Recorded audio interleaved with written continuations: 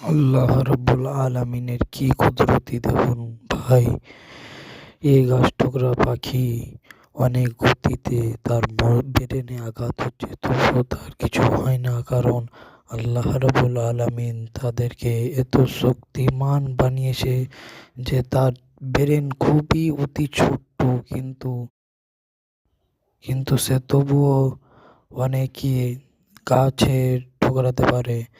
এবং তার একটা লেয়ার থাকে, যে লেয়ারটা রাবারের মতো কাজ করে, সেই লেয়ারটা দিয়ে তার মাথার মস্তিষ্কটা এই রাবারের মতো হয়ে যায় এবং তার ক্ষতিকারক কোনো কিছু হয় না।